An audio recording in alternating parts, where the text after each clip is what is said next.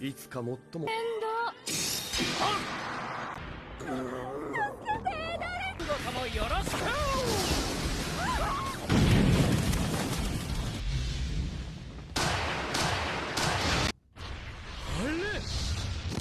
やけその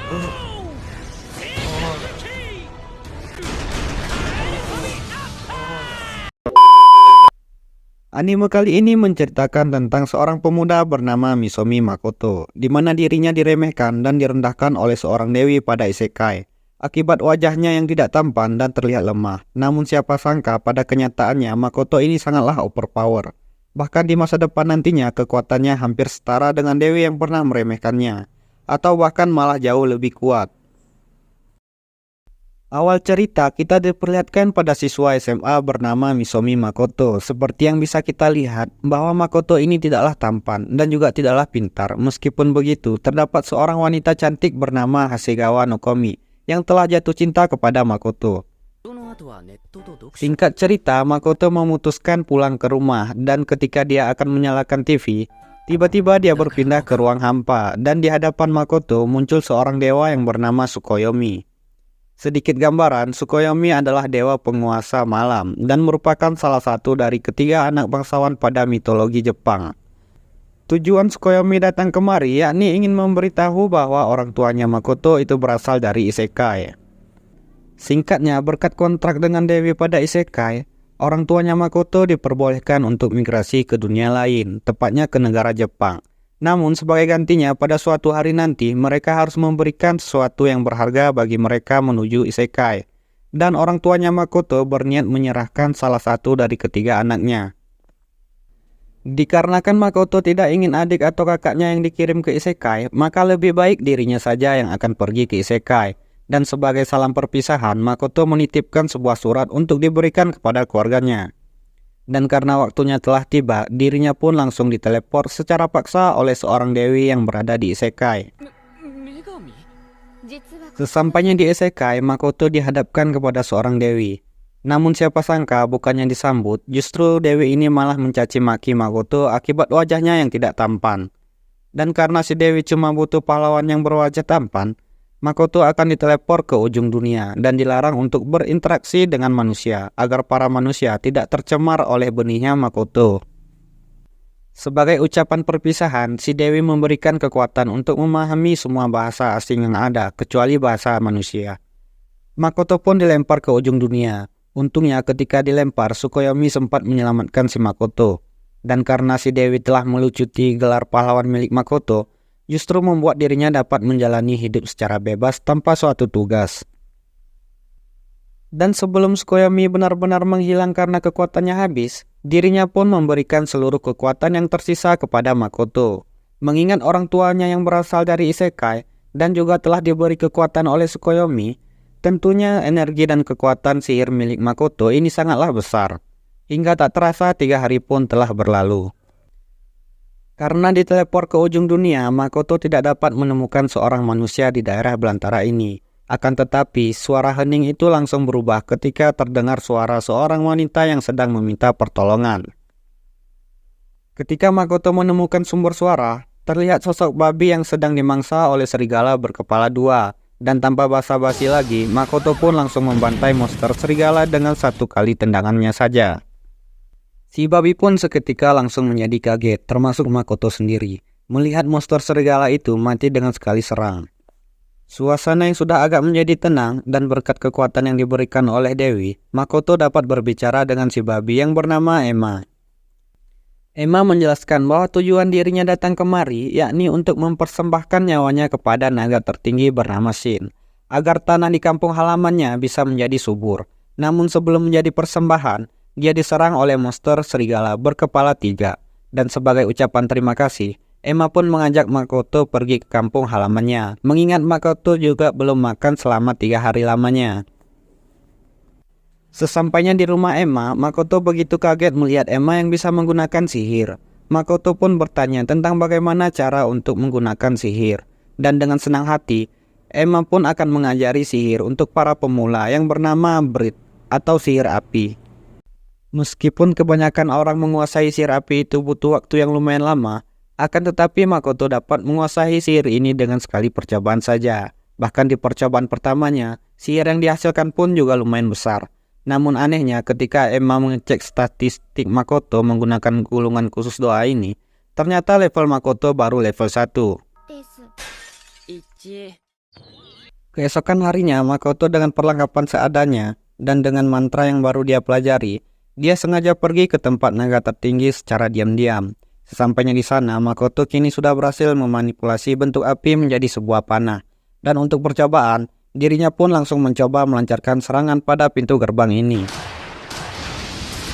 Dan sama seperti percobaan di awal, bahwa kekuatan Makoto benar-benar luar biasa. Saking luar biasanya, sampai-sampai ras iblis yang berada di sekitaran Makoto langsung menjadi musnah. Ternyata persembahan nyawa agar tanah bisa menjadi subur, itu cuma kebohongan yang diciptakan oleh ras iblis dengan menggunakan nama Shin. Agar ras iblis dapat menguasai ras Orc yang ada. Terlepas dari itu, dikarenakan Makoto telah membuat ledakan pada daerah milik naga tertinggi, sang naga tertinggi pun kini menjadi marah besar. Pertarungan Makoto melawan naga tertinggi yang bernama Shin pun tak terelakkan. Namun dikarenakan Makoto merupakan karakter overpower, meskipun wajahnya pas-pasan, seketika membuat Shin langsung ketar-ketir akibat kekuatannya Makoto. Karena Shin kalah jika baku hantam menggunakan kekuatan fisik, dirinya pun melancarkan serangan genjutsu atau ilusi kepada Makoto yang membuat Makoto terjebak ke dalam mimpi yang paling indah. Dan mimpi itu yakni pertemuan kembali dengan Hasegawa selaku wanita yang pernah ditolak oleh Makoto. Anehnya dalam genjutsu ini, Hasegawa terlihat sangat ceria, padahal dulu Hasegawa pernah dibuat menangis. Makoto yang sadar bahwa semua ini hanyalah ilusi semata, dirinya pun dapat terlepas dari genjutsu dengan sangat mudah.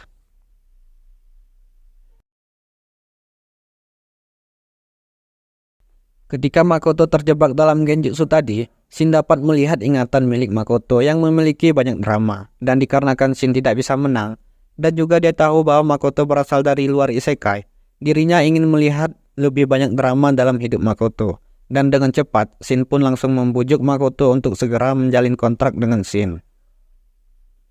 Pada akhirnya, Makoto pun memutuskan untuk menjalin kontrak dengan Shin selaku naga tertinggi yang tidak pernah terkalahkan. Dan tepat setelah menjalin kontrak, Shin pun berubah menjadi wanita yang cantik. Setelah selesai menjalin kontrak, Makoto ingin meluruskan kesalahpahaman antara ras Orc dan Shin, di mana mereka mengira bahwa Shin selaku naga tertinggi membutuhkan tumbal untuk tanah mereka agar bisa menjadi subur. Namun sebelum itu, Shin membawa Makoto menuju ke dalam ruang dimensi miliknya.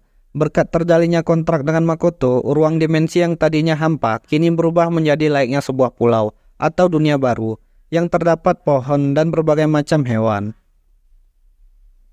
Sesuai rencana, Makoto pun meluruskan kesalahpahaman antara Orc dan Shin. Dan dikarenakan Orc hidup di daerah belantara dan juga tanaman di sini tidak bisa subur, Shin menyarankan kepada seluruh para Orc agar segera pindah ke dalam ruangan dimensi miliknya dan agar para Orc aman dari para monster. Shin juga membuat cloning dirinya, di mana kekuatan dari cloningnya itu hampir setara dengan kekuatan miliknya. Maka untuk masalah keamanan, Makoto tidak perlu lagi khawatir akan hal itu. Para Orc pun berterima kasih dan mengabdi kepada Makoto, karena bagaimanapun Makoto telah menyelamatkan para Orc dari kebohongan yang telah dibuat oleh para ras iblis. Mereka pun dipindahkan.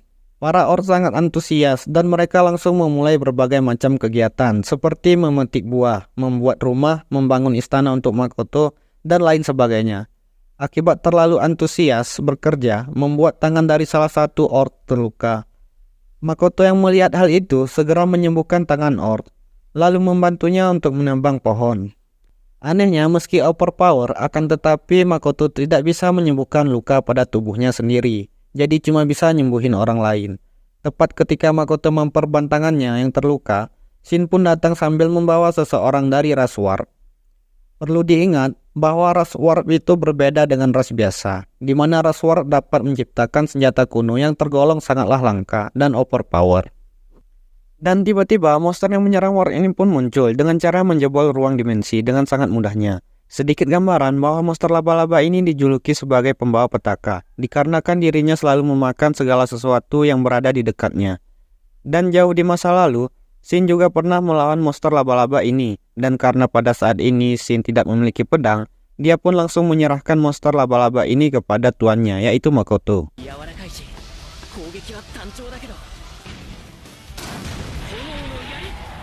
Shin pun berpesan untuk dapat mengusir monster laba-laba ini cukup memberikan serangan yang parah, mengingat monster laba-laba itu tergolong monster tingkat tinggi. Terjadi pertempuran sengit antara monster laba-laba dan Makoto. Bahkan karena saking kuatnya monster laba-laba ini juga berhasil menghisap darah milik Makoto. Karena darah yang dihisap tanpa seizinnya, seketika membuat Makoto pun langsung menjadi marah. Dan tanpa basa-basi lagi, karena udah emosi, Makoto pun langsung mengeluarkan kekuatan yang sebenarnya. Namun sayang, meskipun udah pakai seluruh kekuatan, regen dari monster laba-laba itu di luar nalar. Bahkan dalam beberapa detik saja, monster laba-laba ini sudah berhasil menyembuhkan seluruh luka pada tubuhnya. Dan karena sudah kehabisan mana, Makoto pun akhirnya jatuh pingsan. Anehnya, ketika monster laba-laba itu menghampiri Makoto, bukannya dimakan, justru monster laba-laba ini malah jatuh cinta kepada Makoto. Dan agar masalah di sini cepat terselesaikan, Shin menyarankan kepada monster laba-laba untuk menjalin kontrak dengan Makoto. Dikarenakan udah jatuh cinta dan ditambah akan memiliki wujud manusia, sama seperti Shin, laba-laba ini pun menjalin kontrak secara paksa dengan Makoto. Dan mereka pun menggabungkan kekuatan untuk menyembuhkan Makoto. 傷が塞がってる最後どうなったんだ Ketika tersadar dari pingsannya, perwakilan ras Warp pun mengajukan permintaan untuk tinggal di ruang dimensi. Mengingat selama ini mereka tinggal di tanah yang tandus. Dan karena tujuan Makoto ini membangun kota di ruang dimensi dengan cepat, dirinya pun langsung menyetujuinya. Dengan syarat bahwa di masa depan nanti para penduduk harus membayar pajak, membuat senjata dan ikut berkontribusi membangun kota. Dan agar perwakilan ras Warp dapat meyakinkan teman-temannya, di sini Shin memberikan sisik naga miliknya untuk digunakan sebagai bahan dalam membuat senjata. Sebagai pengrajin sejati, seketika membuatnya menjadi bersemangat. Selanjutnya, monster laba-laba dan Shin pun meminta Makoto untuk memberikan nama baru bagi mereka. Setelah berpikir sejenak, Makoto pun memberikan nama Tomo untuk Shin. Dan untuk si monster laba-laba diberikan nama Mio. Tepat setelah diberikan nama, Tomo pun segera memanggil para pasukannya atau para pengikutnya. Mengingat naga tertinggi dan laba-laba tertinggi memiliki pengikut. Tak lupa juga terdapat para Warp yang ingin bergabung menjadi penduduk ruang dimensi. Namun sebelum bergabung, pemimpin ras Warp bertanya apakah Makoto merupakan orang yang diutus atau diberi tugas oleh sang dewi. Mengingat Makoto yang sangat overpower. Mendengar nama Dewi seketika membuat Makoto pun menjadi emosi. Dan mengetahui bahwa Makoto tidak melayani sang dewi, para Warp pun dengan senang hati bergabung. Ternyata para ras Warp sangat membenci sang dewi, dan salah satu alasannya yakni para dewi menganggap ras manusia adalah ras tertinggi. Sedangkan ras lain manusia dipandang sangat hina. Selanjutnya yang akan bergabung adalah pengikut dari Tomo, yaitu Miss Lizard. Mereka ras yang kuat, berelemen air dan angin, dan juga memiliki sisik yang kuat. Dan selanjutnya ada ras laba-laba, yaitu pengikut Mio. Mereka tidak bisa lepas dari rasa lapar, tapi setelah menerima darah Makoto, mereka kembali sadar. Terlepas dari itu, mengingat kedua orang tuanya juga berasal dari dunia ini, Makoto pun memutuskan untuk mencari jejak yang ditinggalkan oleh mereka. Siapa tahu orang tuanya dulu tuh merupakan seorang pahlawan. Atau malah menjadi raja iblis yang overpower dalam pikirannya. Singkat cerita, Makoto sampai di peradaban manusia. Ketika Makoto bertemu dengan seorang wanita, Makoto dianggap sebagai monster. Tidak berhenti sampai di situ, ketika dia ingin memasuki kota, para manusia yang ada justru malah langsung segera menyerang dirinya. Karena penasaran kenapa dia diserang, Makoto bertanya kepada Tomo. Tomo berkata, penyebab para manusia takut dan menyerang, yakni dikarenakan mana yang keluar dari tubuhnya itu terlalu besar. Dan dari sudut pandang manusia, maka Makoto ini diibaratkan sebagai raja iblis yang overpower. Terlebih lagi Makoto tidak diberikan berkah oleh sang dewi untuk berkomunikasi dengan para ras manusia. Meskipun begitu, dikarenakan ingin mencari jejak kedua orang tuanya, Makoto pun bersikeras untuk belajar bahasa manusia. Namun sayang, meskipun sudah belajar selama 1 bulan lamanya, Makoto tetap tidak bisa berbicara menggunakan bahasa manusia, cuma paham doang lah. Untuk mengatasi hal itu, Makoto akan berkomunikasi melalui tulisan saja. Dan agar bisa menutupi mana yang keluar dari tubuh Makoto, para dwarf telah membuat sebuah cincin bernama Dragonir, di mana cincin ini berfungsi untuk menyerap seluruh mana yang keluar dari tubuh. Dan karena semua masalah telah teratasi, kini saatnya bagi Makoto, Tomo, dan Mio pergi menuju keberadaban manusia. Kota pertama yang mereka tuju bernama Yesu. Dan seperti anime isekai pada umumnya, mereka bertiga pun langsung mendaftarkan diri pada guild petualang. Melihat Makoto yang memakai topeng dan cincin ditambah tidak bisa berbicara, resepsionis pun langsung menjadi curiga. Mio dan Tomo pun berkata bahwa Makoto itu merupakan anak dari pedagang terkenal. Namun dikarenakan dalam perjalanan, dia terkena kutukan yang membuat wajahnya menjadi tidak tampan. Dan dirinya juga tidak bisa berbicara menggunakan bahasa manusia. Akhirnya resepsionis pun percaya dan sebelum mencetak kartu petualang, mereka akan dicek statistiknya menggunakan sebuah gulungan. Tak disangka ketika dicek, Tomo memiliki level 1320, sedangkan Mio berlevel 1500. Sementara untuk Makoto, dia hanya berlevel 1. Tomo bertanya kepada resepsionis tentang petualang level tertinggi di kota ini. Resepsionis pun menjawab bahwa petualang ranking 1 itu bernama Sophia Bulga, yang mendapatkan julukan sebagai pembunuh naga, berkat dirinya yang telah berhasil membunuh seekor naga yang bernama Misugiri. Hari pun menjadi sore, karena sudah lelah jalan ke sana kemari, mereka bertiga pun memutuskan untuk mencari tempat penginapan. Dan sembari menikmati suasana senja, mereka merenungi tentang penyebab harga barang di kota ini yang sangatlah mahal. Dan alasannya, kenapa barang di kota ini sangat mahal, yakni dikarenakan pasokan barangnya itu sangatlah terbatas. Dan juga ketika seorang atau sekelompok pedagang masuk ke kota ini, maka secara otomatis pedagang itu akan dirampok oleh penjahat setempat. Dikarenakan Makoto menyamar jadi pedagang, dirinya pun sadar bahwa selama di kota ini mereka selalu diawasi oleh para penjahat. Makoto pun menyuruh Tomo untuk menjaga barang, sedangkan dirinya dan Mio akan pergi makan malam. Singkat waktu, mereka akan kembali ke penginapan. Namun di tengah jalan, mereka bertemu dengan seorang anak kecil yang meminta bantuan sambil menangis. Makoto tahu bahwa anak kecil ini merupakan jebakan, tetapi dia berpura-pura bahwa dirinya tidak tahu apa-apa dan berpura-pura terjebak. Bocil ini pun dibawa ke penginapan. Dikala suasana sudah menjadi agak tenang, si bocil bernama Rinon pun mulai menjelaskan secara singkat dikarenakan kakaknya memiliki banyak utang. Secara tiba-tiba kakaknya pun menghilang entah kemana perginya. Intinya Rinon disuruh menjebak Makoto oleh komplotan penjahat, sedangkan kakaknya sedang disekap di suatu tempat. Di sisi lain, para penjahat sudah bergerak. Mereka ingin merampas barang Makoto. Namun yang mereka tidak ketahui ada Tomo yang sedang berjaga. Tomo pun langsung membantai mereka semua, kecuali satu orang, untuk diinterogasi. Dan benar saja setelah diinterogasi, ternyata para penjahat ini masih satu komplotan dengan orang yang menyuruh Rinon. Dan ketika Rinon memberi gambar kakaknya yang telah menghilang, tak disangka bahwa kakaknya itu mirip dengan Hasegawa selaku wanita yang pernah Makoto tolak sebelum ke isekai. Makoto pun langsung menyuruh Mio dan Tomo untuk segera mencari keberadaan kakaknya Rinon.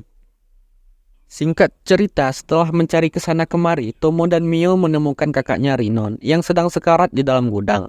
Dan berkat kemampuan regenerasi milik Mio, dia dapat disembuhkan. Dan ketika mereka akan kembali ke tempat Makoto, mereka dihalangi oleh petualang. Dan ternyata pelaku kejahatan di kota ini adalah para petualang. Dan pemimpinnya bernama Miles. Sebenarnya Tomo dan Mio ingin segera pulang dari tempat itu. Tetapi semua itu berubah ketika Miles dengan santainya mengejek Makoto tepat di depan mereka berdua. Mio dan Tomo pun langsung menjadi emosi dan seketika Miles bersama kroco-kroconya dilenyapkan dengan mudah.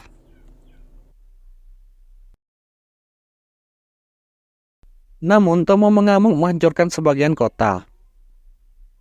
Akhirnya Rinon dipertemukan dengan kakaknya yang bernama Toa.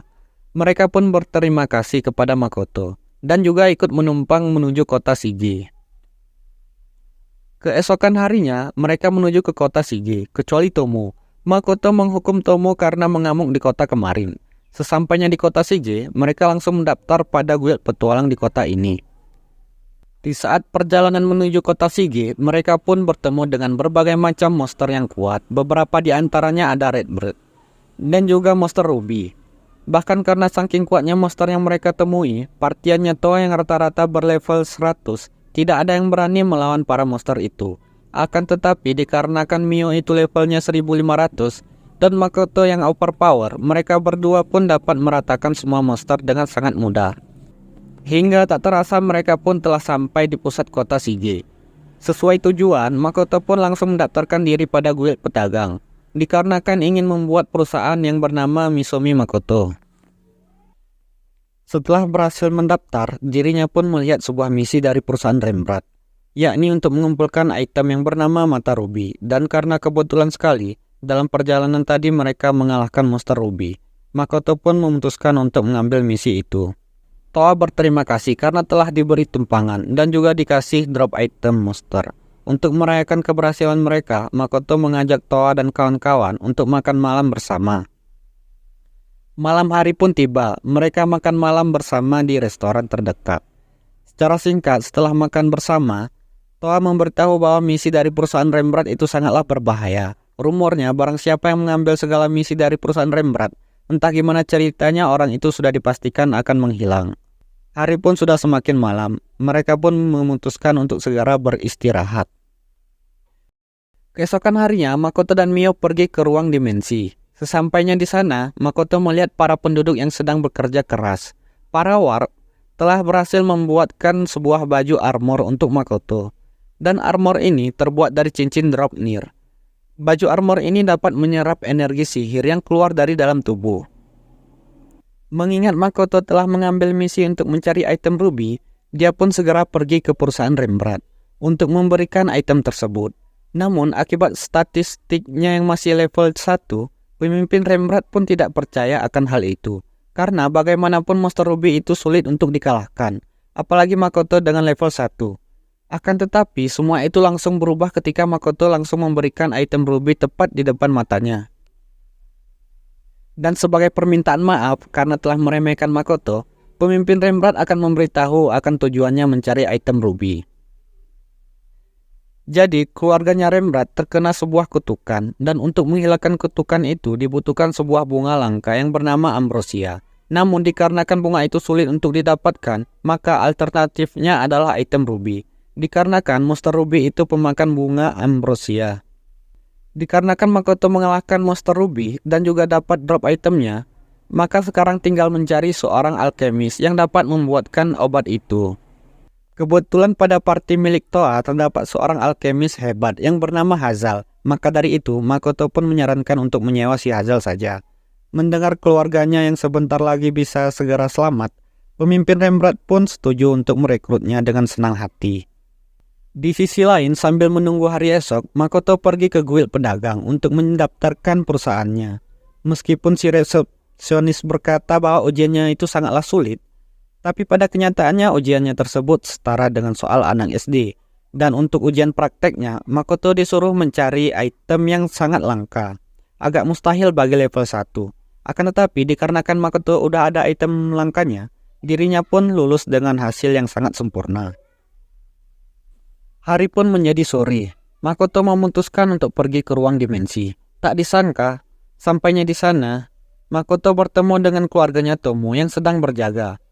Sembari makan buah sambil menikmati angin yang segar, Makoto kepikiran untuk membuat sebuah kota ilusi, di mana fungsi dari kota ilusi itu yakni mendistribusikan barang dari ruang dimensi menuju ke peradaban manusia.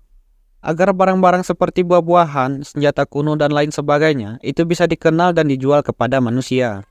Hari pun berganti, sesuai janji bahwa Makoto dan Hazal akan membuat obat dari item ruby. Dikala bertemu di pinggir kota, tak disangka terdapat seorang misterius yang berniat jahat kepada mereka berdua. Sesampainya di perusahaan Rembrandt, Hazal pun mulai merapalkan mantra untuk membuat obat.